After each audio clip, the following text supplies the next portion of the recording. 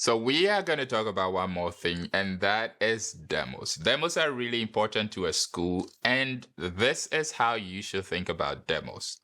So basically, a demo is a demonstration lesson, something you do to show what your school has for people who might be interested in participating in it. So this is how you should think about it. So demos are solely for the purpose of getting more students. That is the reason why your school conducts demos. They have no other reason, no other obligations. They don't just hand out free lessons. When they're doing a demo, it means they want more students. And therefore, you should know that it's, as we talked about before, it's part of the whole marketing thing, and you're going to have to chip in. Most likely, if you are even the only foreigner in your school, you're going to have to be the one doing all the demos. Now, you need to approach a demo from a marketing and sales perspective. A demo is it's a sale you're making. It's marketing. And marketing isn't complete until the point where there's a sale. So you should think about it that way. Like you're selling your school to a parent who might want to bring their ward or their child there. How are you going to approach it? How are you going to talk to them? You need to be convincing on the stage while you're teaching. You need to, your posture, everything needs to be convincing. How you engage with the kids, how you carry out your lesson in a very structured way. You need to do everything in a way that, okay, they see it and they are interested and they want to be a part of your school. It's not, which is the second one, it's not a time for you to prove to yourself or to your boss that you're a good teacher. That is another time entirely. When you're in school for your assessments and all that, and for your self development, you can do whatever you want. But when it comes to a demo, the demo is the time to impress the parent.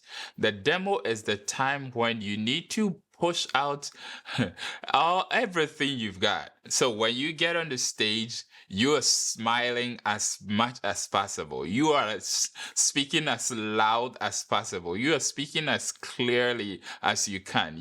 You're doing your best on that stage when it comes to a demo. And therefore, we're saying that sell to parents during a demo by making their ward happy. Parents always want to see their wards happy. And especially when you're teaching in a kindergarten and the kids are really small, that means a happy child is a happy parent. And therefore, you have to do whatever it takes.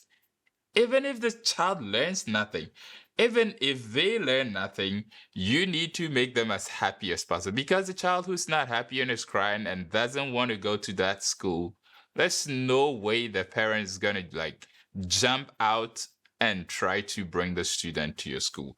So that also means don't focus on long-term memory. Don't try to teach them that something they are going to remember a year from now. Just teach them something that is really catchy. Teach them something that they will go home miming it. They will go home, saying it all the way home, singing.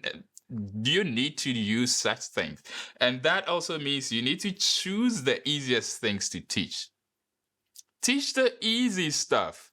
The first thing I always pull out during every demo is the song If You're Happy. If You're Happy is a catchy song. It's something that every student, every child wants to get in and do the action with me. So the first thing I'm pulling out is a catchy song. The easiest I'm going to pull out are colors. I'm going to pull out something like animals. These are things that the children already know the names in their native language, and it would be much easier for them to just come alongside you and learn. So choose the easiest things to teach. Choose the best games to play. Don't play complex games that you need to explain a lot. You need to pull out a rule book to play the game. Just play the simple stuff.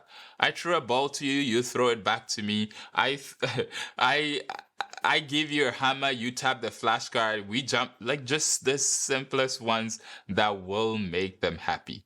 You also need to, the next is you need to use rewards, use stickers, praise the students. Oh, that's so good. Give me a high five. Oh, that's so wonderful. That's lovely. Oh, yay. You need to show the parents that, oh, your child is doing amazing in this lesson. Because guess what? Students don't pay, parents pay. So the parents need to be impressed. And the way they become impressed is when they see that the award is happy. So finally, you need to ask for an assistant to help you control the class and communicate with the student. And that is important for a couple of reasons. That is important because you want to make sure the class is as structured and controlled as possible. You don't want kids particularly running around and you can do nothing about it. And it looks like this teacher doesn't know how to organize the class. You don't want a situation where it looks like your commands are not getting through to the students, and therefore there's no response, and that means this teacher doesn't know how to engage. You really don't want that. So during demos, if possible, you might want to talk to your school. You might want to talk to your head, your leader, your boss, whoever it is. Let them get you an assistant, maybe someone who speaks a little bit of English, someone who is bilingual, someone who can understand when you speak, so that they are gonna be on the stage with you, just going through the demos together. What did we say? Demos are solely for the purpose of getting more students. You need to approach a demo with a marketing and sales perspective. You need to know that demo is not the time to prove to yourself or your boss. It's a time to sell to parents. So make their students, make their awards happy, their child happy, and nothing else matters. You need to choose the easiest games to play. You need to choose the best games, the easiest things as well to teach.